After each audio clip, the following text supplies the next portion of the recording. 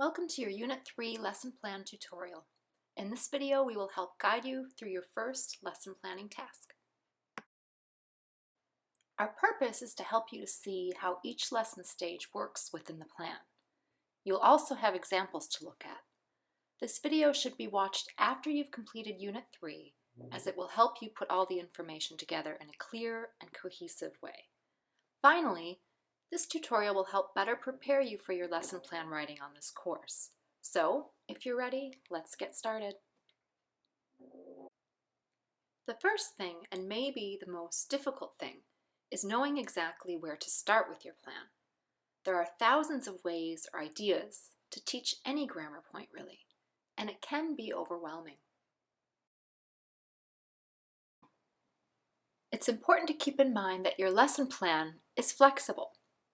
It's not set in stone, and you should always focus on the learners first as you move along in your plan. The lesson should work as a sort of guide to keep you and your learners focused on your goal. In Unit 3, you learned a lot about each of the lesson stages. Now we're going to look at the lesson plan stages in a bit more detail. First, we'll look at each stage individually, then point out their purpose, and finally show examples of each. So what's the purpose of this first phase of your lesson plan, the lead-in? Well, ideally you want to get your students' attention and sort of set the scene.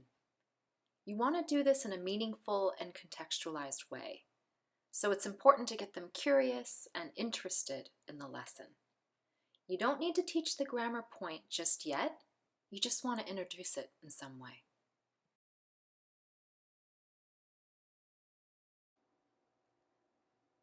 So how can we make our lead-in more engaging, effective, and meaningful? Well, depending on your lesson's topic, maybe you have a story that includes the grammar structure. Showing a picture often works well to stimulate interest and get students invested in your lesson. Maybe there's a song that includes the grammar structure you could play for them. Or realia, bringing in an object like a globe or a book, anything that will help get you started in your lesson. The possibilities are endless. Let's look at an example.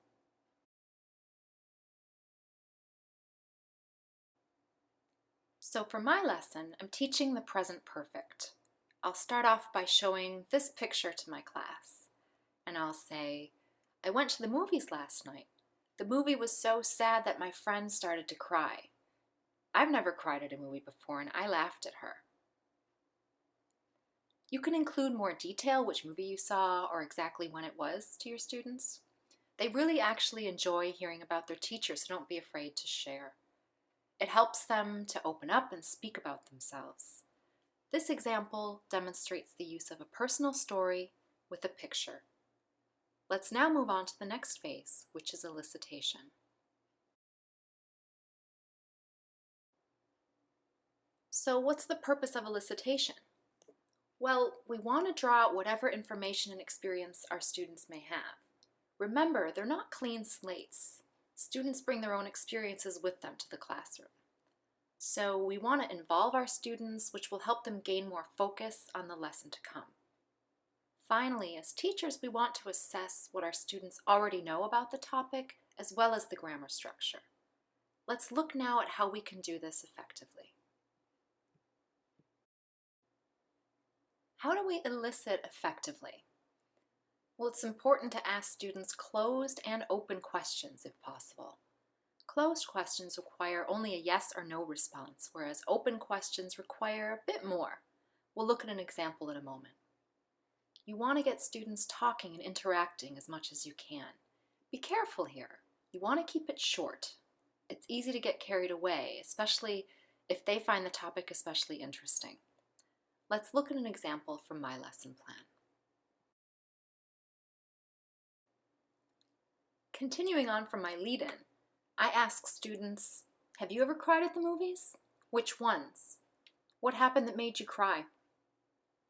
So as you can see, using both closed and open questions here, I draw in their experience. Here it might also be a good idea to have them talk in pairs or small groups. This way you increase their talk time and help to keep the phase from running on too long. Let's move on now to our next stage, the presentation. So in your presentation stage, it's critical to teach 3 areas. Firstly, the meaning of the structure. When do we use it or need it? Next, you'll focus on form. How do we make it, or how does it work in a sentence? Depending on what you're teaching, it's critical to show the positive, negative, and question forms of your structure.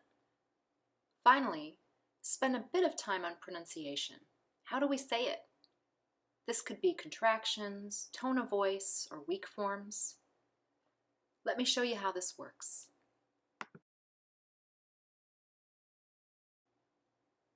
Starting with when we use this tense, I might say, we often use the present perfect to talk about our life experience. Okay, keep in mind that you may be teaching a tense that has more than one usage, and that's fine. For this lesson, however, I'm focusing only on how we use the present perfect for life experience, although there are other ways we use it as well.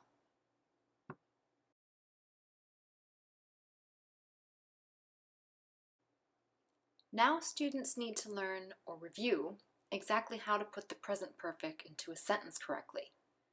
Be sure to show all subject possibilities as well as the positive, negative, and question forms as you see here. Then you can move on to highlighting how the present perfect is pronounced, here likely focusing on contractions. Now we're ready for practice, starting with the next stage, the controlled practice.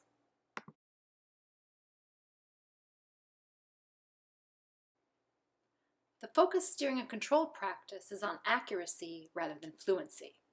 For this reason, we're giving students a chance to try out the new structure in a controlled way. This phase will help your learners get the mechanics worked out before moving on to the next phase, which is freer practice. Let's look at a controlled practice example from my lesson.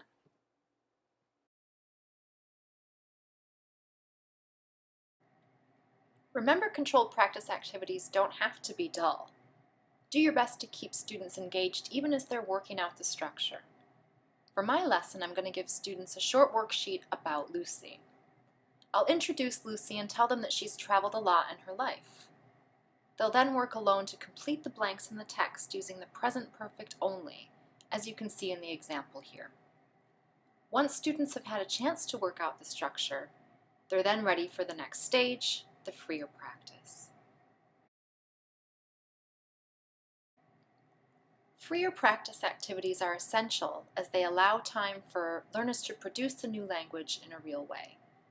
Free practice activities provide opportunities for learners to put the new grammar to good use.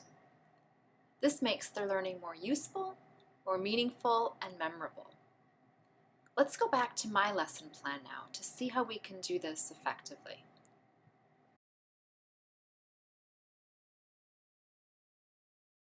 So, for my lesson plan, I'm going to have students write 3 sentences in the present perfect, talking about their own life experience. 2 must be true, and 1 must be false. After students have completed their 3 sentences, I'll put them into small groups where they can practice asking and answering questions in the present perfect about their statements to find out which ones aren't true. Now the teacher is still listening for accuracy and use.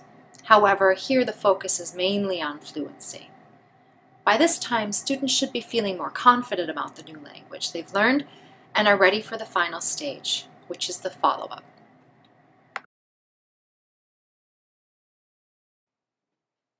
Finally, the follow-up stage. It's an expansion of the topic learned. This stage generally refers to the actual application of what was learned to real life. A follow-up activity can also be the student's reflection on the activities completed.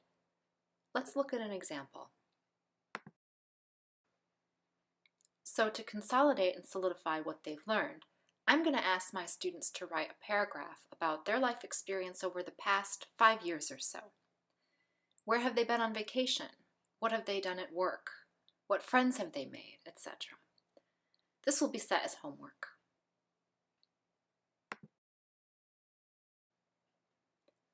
Now you're ready to get started on your own lesson plan. I hope you've enjoyed your Unit 3 tutorial. As you can see, there is a lot to think about as you plan a lesson, and this video should definitely help prepare you for Task 3, as well as all the lessons you'll be planning in your teaching career. Thank you for listening, and I hope you enjoy the rest of your course.